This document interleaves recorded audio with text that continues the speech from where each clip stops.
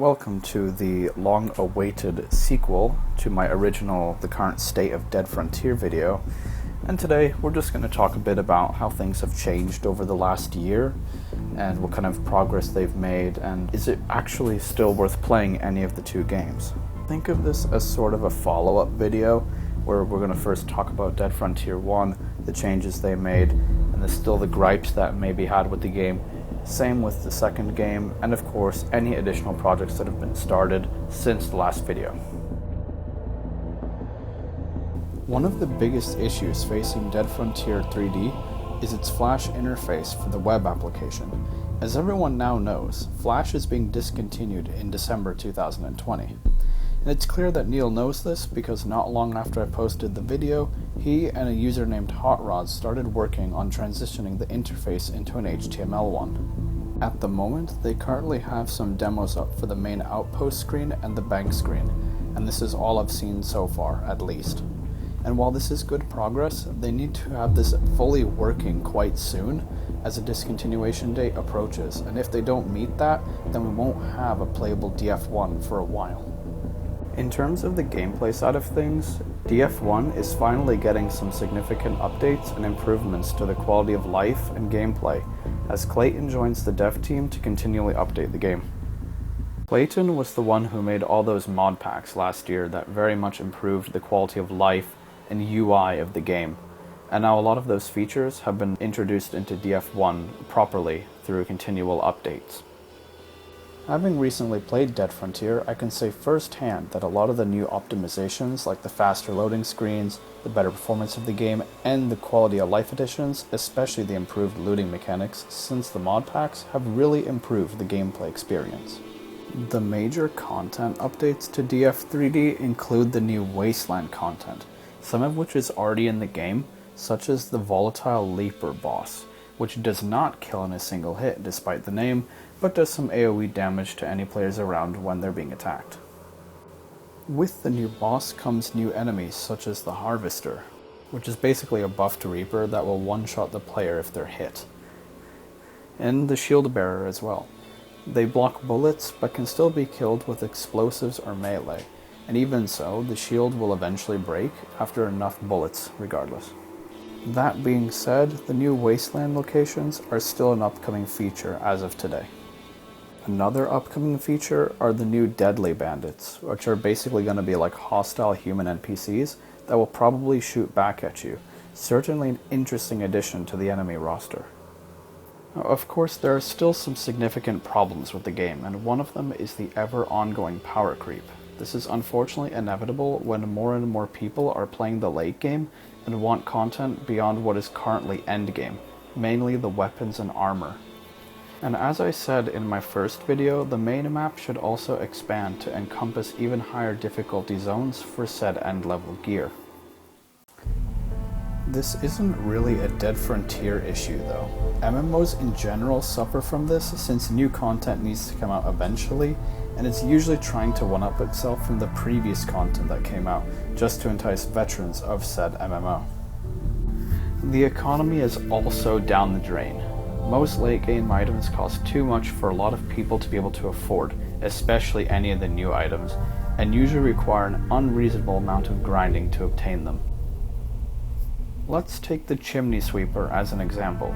If you want to get this once limited time item, you'd be spending a minimum of 43.5 million in cash or 2,104 in credits, which is about 65 real dollars. And despite these problems, on the whole, the game is going in the right direction, and with more development, the game will continue to be played in the next several years as people will still be inclined to come back and grind and play the game while content comes out. Aside from Dead Frontier 3D, Clayton is also developing Dead Frontier Still Alive, which is like a spin-off game, and it's going to be sort of a cross between Dead Frontier Night and the SAS Zombie Assault games, with the feel of the classic 2D Dead Frontier.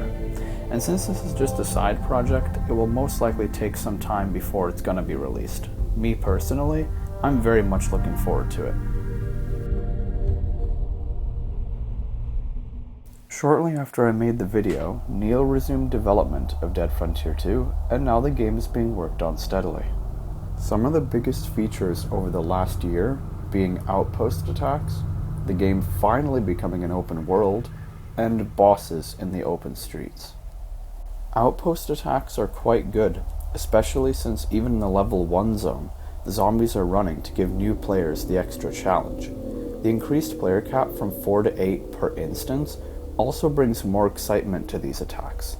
Just like in Dead Frontier 3D, being victorious while contributing to the defense grants you some temporary boosts, which is always a welcome feature.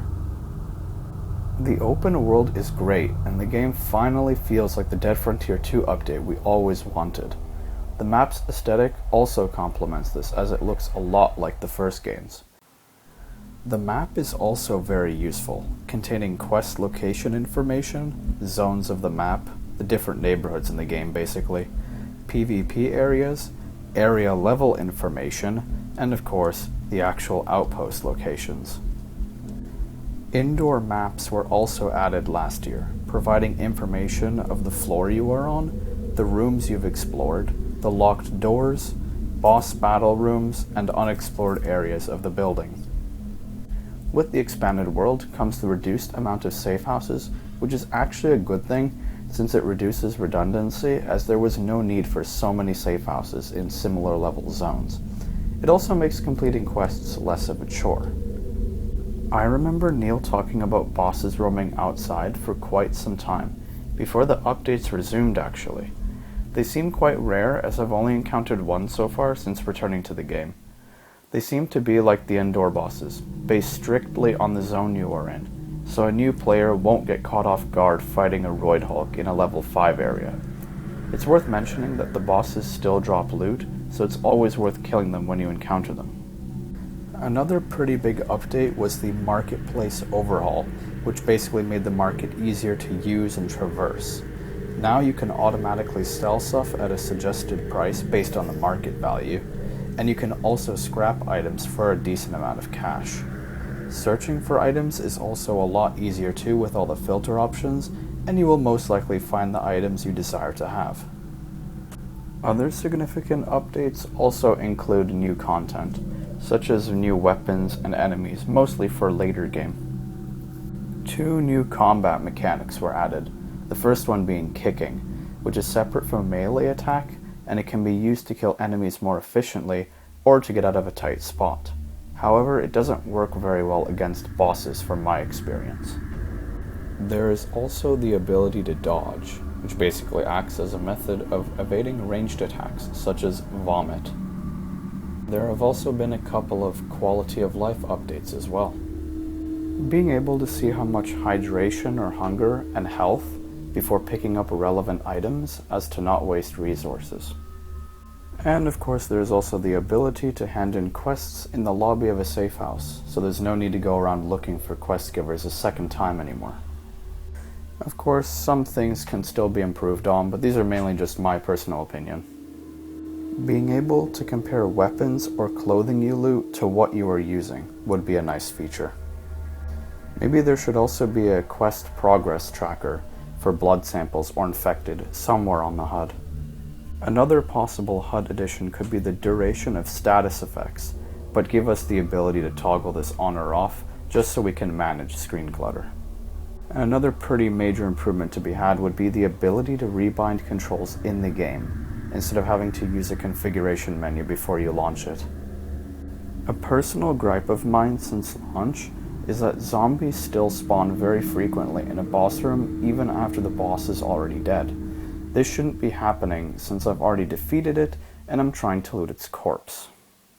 And now that I think about it, maybe there should also be different weather, like fog, or how about a bit of sun here and there. It shouldn't always be raining and pouring. Okay, one last personal suggestion. Bring back some of the moody, atmospheric music from 3D, or hell, even 2D. Just listen to how awesome some of this is.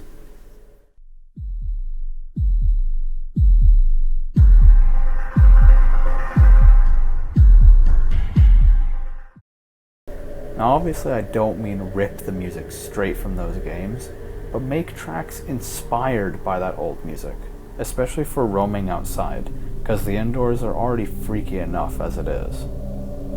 But honestly, the game has come a long way since its troubles last spring, and it's actually something I'd recommend to people to try out since it's on Steam, a platform that pretty much everyone is on now.